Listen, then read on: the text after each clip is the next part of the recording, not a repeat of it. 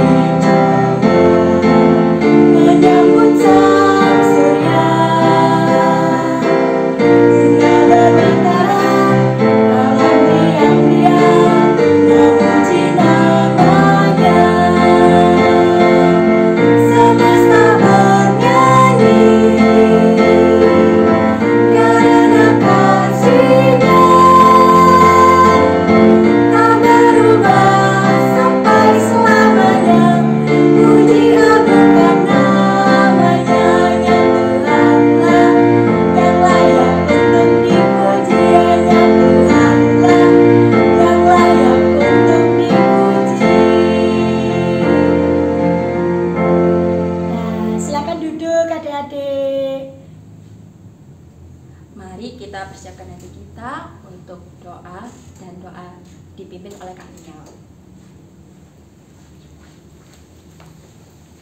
Anak-anak semua, kita akan mempersiapkan hati kita untuk mendengarkan firman Tuhan nanti. Namun sebelumnya kita akan masuk di dalam doa dulu terlebih dahulu. Mari kita berdoa. Bapa di sorga, terima kasih Engkau telah memimpin kami hingga sampai saat ini.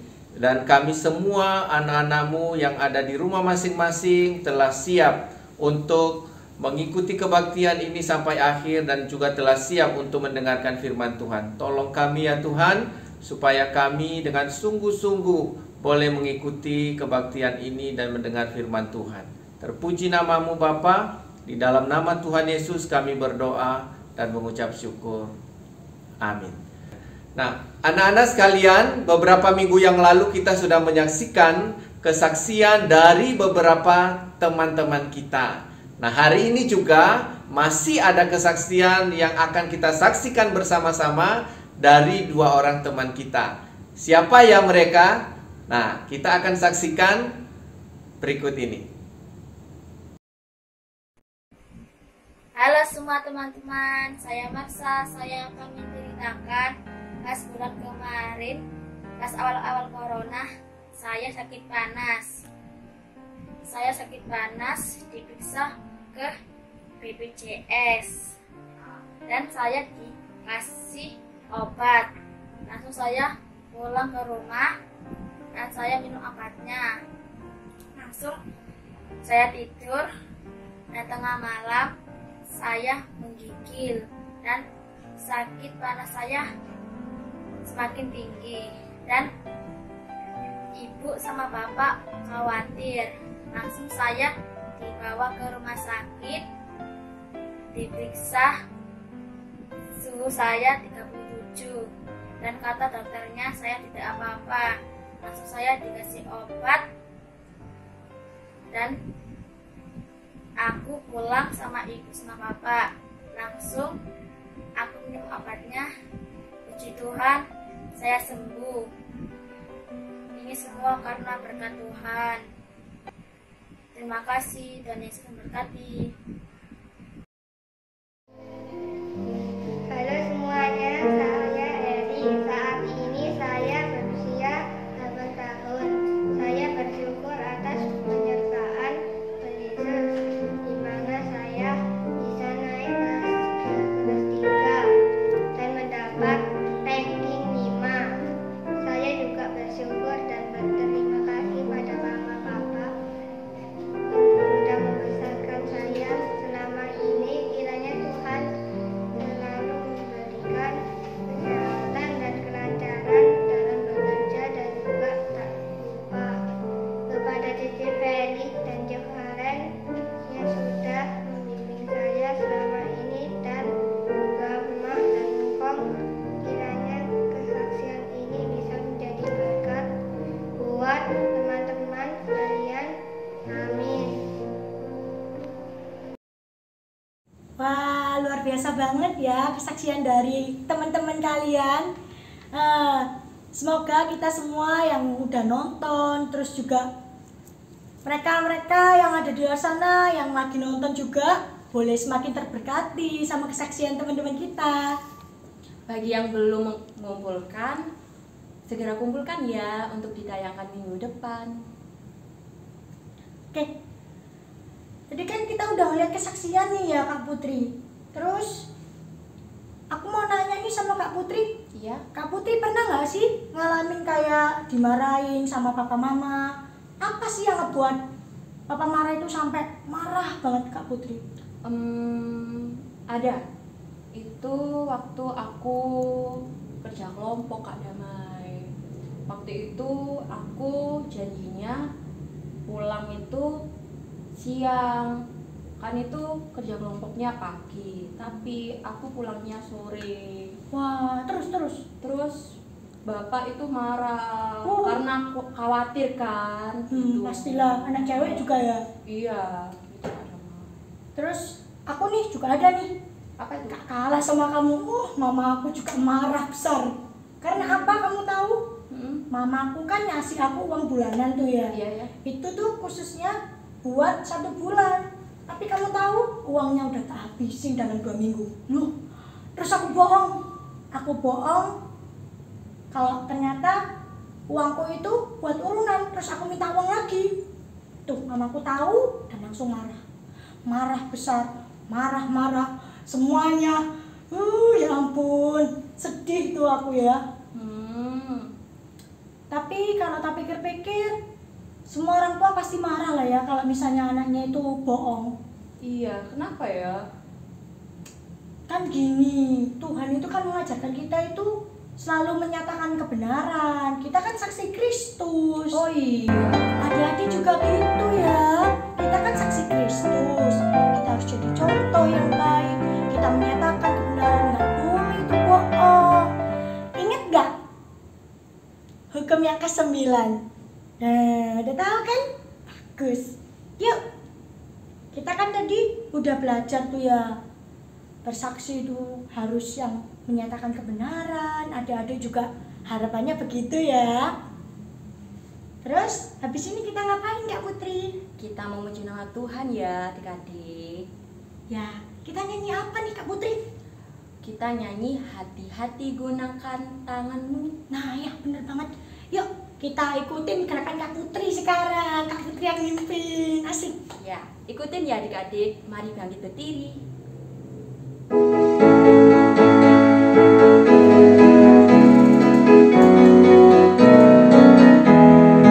Hati-hati gunakan tanganmu. Hati-hati gunakan tanganmu.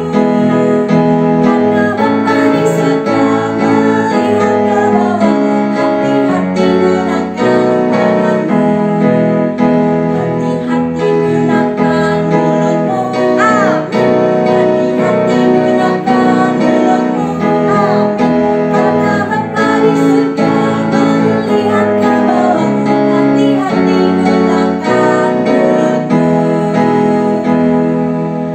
Ya, puji Tuhan, kita masih semangat ya Kak Putri ya. Kita berarti udah siap mendengarkan firman Tuhan.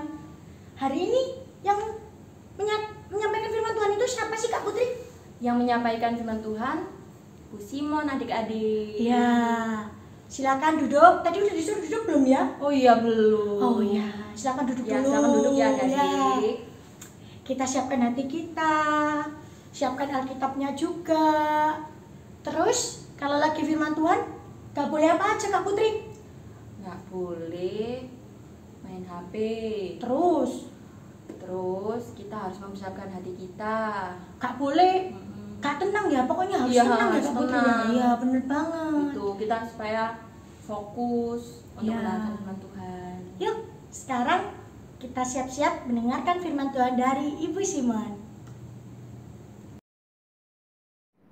Selamat pagi anak-anak semuanya. Iya, sekarang kita akan mendengarkan firman Tuhan ya. Nah, sebelum kita mendengarkan firman Tuhan, kita terlebih dahulu berdoa memohon kepada Allah Roh Kudus untuk menolong kita mengerti firman Tuhan dan melakukannya. Yuk mari kita lipat tangan, kita tutup mata dan berdoa ya. Bapa kami yang ada di surga, kami bersyukur kepadamu Tuhan. Kami diberikan kesempatan untuk mendengarkan firman Tuhan. Kami memohon Allah Roh Kudus menolong kami untuk mengerti firman Tuhan dan melakukannya di dalam kehidupan kami sehari-hari. Tuhan, kami serahkan ke dalam tangan-Mu. Di dalam nama Tuhan Yesus kami sudah berdoa. Amin. Ya anak-anak, kita akan belajar tentang 10 perintah Allah. Ya, kita sudah belajar perintah Allah yang pertama sampai ke 8. Ya, nah sebelum kita melanjutkan ke yang 9, kita akan mengingat kembali perintah Allah yang pertama sampai ke 8. Ya, anak-anak pasti masih ingat ya. Yang pertama, ya kita coba. Yang pertama adalah jangan ada padamu Allah lain di hadapanku, hadapannya Tuhan ya. Nah, yang kedua, perintah Allah yang kedua adalah jangan membuat patung ya yang menyerupai apapun lalu menyembah dan beribadah kepadanya. Tuhan melarang itu ya. Nah, yang ketiga, jangan menyebut nama Allah dengan sembarangan. Nah, kemudian yang keempat, ingatlah dan kuduskanlah hari Sabat. Bagaimana?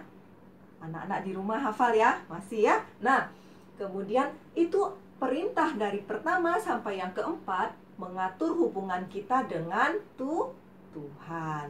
Lalu perintah yang kelima sampai ke 10 adalah mengatur hubungan kita dengan sesama.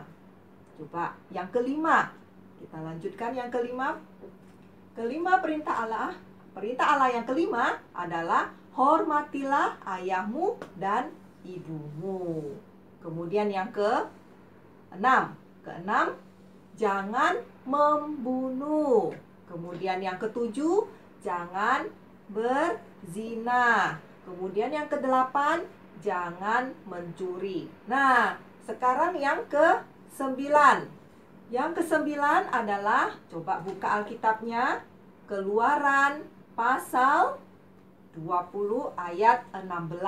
Firman Tuhan mengatakan, ini adalah perintah Allah ya, perintah Allah yang ke-9, yaitu jangan mengucapkan saksi dusta tentang sesamamu. Nah, apa itu saksi? Nah, saksi adalah orang yang menceritakan tentang apa yang dia dengar atau apa yang dia lihat. Jadi dia dinamakan saksi ya. Jadi saksi adalah orang yang menceritakan. Nah, lalu apa itu dusta? Dusta adalah kebohongan ya, yang tidak benar. Itu namanya dusta. Jadi perintah yang ke-9 ya, Tuhan melarang kita untuk menjadi orang yang menceritakan kebohongan tentang sesuatu yang kita dengar atau kita lihat. Jadi itu Tuhan melarang ya. Tuhan tidak ingin kita mengatakan kebohongan ya. Menjadi orang yang kalau ditanya tapi kita mengatakan yang bohong ya, tidak boleh ya. Nah, untuk lebih memahaminya, coba anak-anak kita akan melihat sedikit adegan yang akan diperankan oleh Bu Simon ada bawa ini. Teman ini namanya Lily ya. Kemudian nanti anak-anak akan juga melihat ada Kevin ya. Nah, kemudian ini namanya Dorcas. Yuk kita simak ya. Simak baik-baik. Anak-anak dengarkan percakapannya. Nanti Bu Simon akan bertanya ya. Oke, silahkan mendengar ya.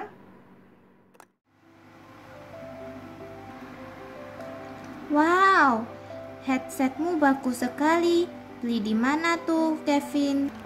Iya, bagus kan Lily? Aku menemukannya di lantai dekat kursi Dorcas. Lily. Halo Dorcas. Hai Lily. Hai Kevin. Loh, itu kan headsetku. Aku mencarinya di mana-mana. Loh, ini kan punya aku. Ayo Lily, bilang kalau ini kan punya aku.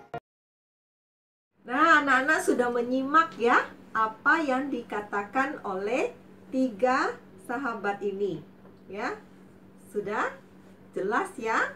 Mudah-mudahan jelas ya. Nah, sekarang anak-anak, kalau Bu Simon tanya ya, kira-kira menurut anak-anak apa yang harus dikatakan oleh Lily mengenai headset yang dipakai oleh Kevin? Ya, coba ada 3 kalimat, anak-anak pilih yang mana? Yang pertama, Lily mengatakan, oh ya, itu miliknya Kevin. Atau yang kedua, Lily mengatakan, saya tidak tahu. Atau yang ketiga, Lily mengatakan, tadi Kevin mengatakan dia menemukan headset itu di lantai dekat kursinya Dorcas. Anak-anak, kira-kira seharusnya menurut kalian apa yang harus dikatakan oleh Lily? Yang pertama, atau kedua, atau yang ketiga? Kita pikir-pikir. Nah, sekarang kita bahas. Kalau Lily mengatakan yang pertama, dia bilang, oh itu miliknya Kevin. Harusnya dia tidak tahu. Dia harusnya tidak mengatakan demikian ya. Karena kenapa? Karena dari apa yang dia dengar dari Kevin, Kevin mengatakan dia menemukan di lantai. Ya, harusnya dia tidak mengatakan bahwa itu miliknya Kevin. Lalu yang kedua, kalau dia mengatakan saya tidak tahu, bisa jadi dia memang tidak tahu. Tetapi alangkah baiknya kalau dia mengatakan yang ketiga. Mengapa? Karena dia menceritakan apa yang dia dengar dari Kevin. Yaitu Kevin mengatakan dia menemukan di lantai. Ya. Nah, anak-anak, Lili menjadi saksi di sini, ya. Seorang saksi harus mengatakan yang benar, bukan yang bohong, atau bukan yang dia pernah dengar, ya. Harusnya dia mengatakan apa yang dia dengar, apa yang dia lihat, itu yang harusnya dia katakan. Zaman dahulu Allah pernah mengatakan kepada bangsa Israel bahwa orang yang bersaksi dusta itu hukumannya itu sama dengan orang yang melakukan kesalahan, kejahatan, ya. Kalau yang bersaksinya berbohong, maka dia akan dijatuhi hukuman. Jadi kita harus berhati-hati. Tuhan tidak senang dengan orang yang bersaksi dusta. Coba kita buka ya firman Tuhan. Siapa yang bawa Alkitab silakan dibuka Alkitabnya. Kita buka di Amsal pasal 12 ayat 22. Apa yang firman Tuhan katakan kepada kita? Amsal 12 ayat 22. Ya, sudah ketemu? Ya, kita baca ya. Orang yang dusta bibirnya adalah kekejian bagi Tuhan, tetapi orang yang berlaku setia dikenannya. Artinya adalah bahwa Tuhan senang jika kita mengatakan yang jujur, ya, yang benar, yang setia, ya. Tidak perlu takut dengan misalnya dengan teman, ya. Kalau kita melakukan yang benar, takutnya kita malah dimusuhi misalnya, ya. Kita nggak perlu takut, ya. Nah, Tuhan itu senang dengan orang yang jujur. Dan Tuhan tidak suka dengan orang yang dusta bibirnya, yang suka berbohong. Ya, anak-anak, seringkali ya kita itu digoda oleh iblis, ya. Iblis itu sukanya itu, ya. Iblis itu kan bapa segala dusta, ya. Iblis suka menggoda manusia supaya tidak taat kepada Tuhan. Dengan cara apa? Nah, kita ingat waktu kejadian Hawa digoda oleh iblis. Ya, iblis menggodanya dengan cara berbohong supaya Hawa tidak taat kepada Tuhan. Nah, anak-anak, seringkali kita sulit untuk melakukan, ya, atau sulit untuk bersikap jujur, ya. Jika demikian, kita perlu, ya, memohon kepada Roh Kudus untuk menolong kita, ya, untuk mentaati Tuhan. Nah, anak-anak, mengenai perintah ke-9 ini, ya, seringkali kita melanggarnya biasanya dengan apa? Yang pertama, kita suka berbohong. Entah bohong besar atau bohong kecil, sama saja, ya, tidak boleh. Yang kedua, kita mungkin, ya, mengatakan yang tidak seutuhnya kebenaran, hanya sebagian saja, ya. Kita mencoba tidak mau mengatakan yang seutuhnya, seperti misalkan kita hanya mengatakan kita tidak tahu. Tapi kalau kita mengungkapkan kebenaran seluruhnya, seperti Lili, kalau dia mengatakan bahwa Kevin menemukannya di lantai, maka kita akan tahu, orang lain akan tahu bahwa itu bukan miliknya Kevin. Sehingga kebenaran itu bisa nyata, ya, kebenaran itu bisa diungkapkan. Nah, yang ketiga, kira-kira kita juga sering melebih-lebihkan cerita. Hal ini juga tidak boleh, ya. Kadang kita supaya cerita seru, kita tambahkan micin, tambahkan garam, seperti masak-masak, ya. Tidak boleh, ya. Nah, kita hanya menceritakan yang apa adanya, ya. Tak boleh melebih-lebihkan cerita, ya. Nah, Kemudian yang ketiga, ya, keempat, kita mungkin menyebarkan kabar-kabar yang tidak benar, ya. Menyebar-nyebarkan. Sehingga orang yang kita katakan itu menjadi terluka hatinya, ya. Kemudian itu pun bisa merusak nama baik orang tersebut kalau kita mengatakannya yang tidak benar, ya. Lalu apa yang firman Tuhan katakan, ya? Coba kita buka Imamat pasal 19 ayat 16, ya. Silakan anak-anak buka, ya.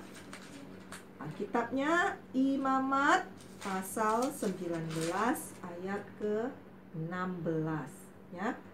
Ya, sudah ketemu? Kita baca bersama-sama. Janganlah engkau pergi kian kemari menyebarkan fitnah di antara orang-orang sebangsamu, ya. Jadi Tuhan melarang kita, ya, menyebarkan fitnah. Fitnah itu dusta, ya, kabar bohong. Lalu kita coba buka lagi Amsal pasal 18. Amsal pasal 18 ayat 8.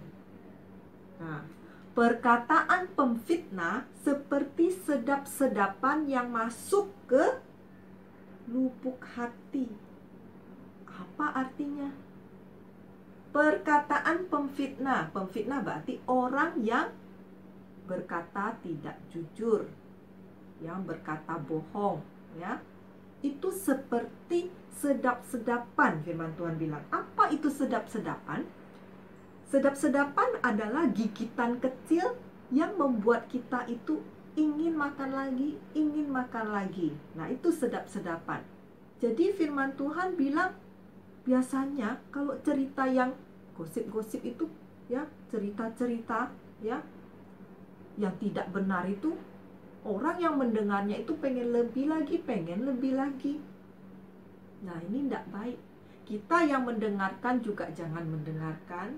Kita yang bercerita juga tidak boleh bercerita, ya. Tidak boleh bercerita, tidak boleh mendengarkan kebohongan. Mengapa? Karena akan merusak nama baik orang yang diceritakan.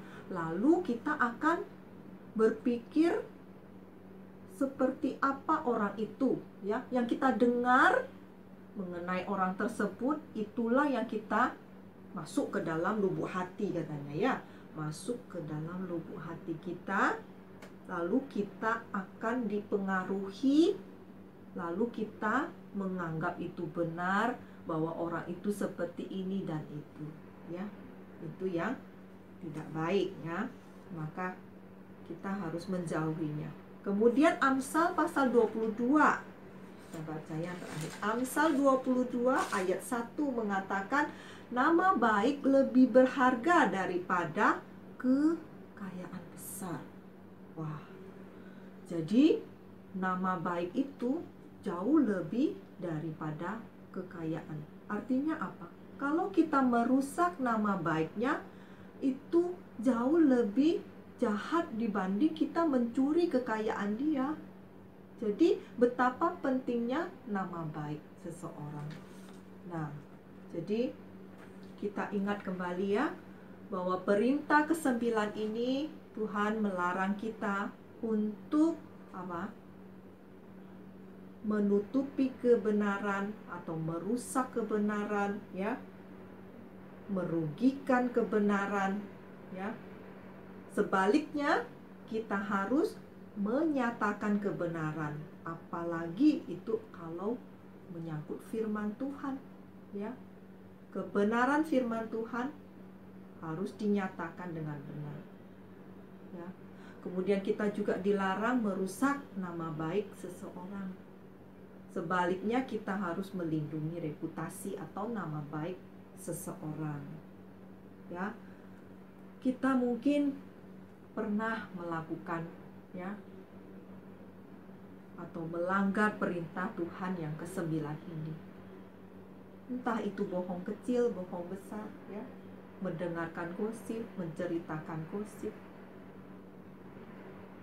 Mari anak-anak, kiranya kita memohon ampun di hadapan Tuhan dan memohon Allah Roh Kudus menolong kita, memampukan kita untuk taat kepada firman Tuhan dan tidak melakukan lagi dosa ini. Ya, Tuhan tidak suka ya jika kita melakukannya. Biarlah kita dimampukan ya untuk mentaati firman Tuhan.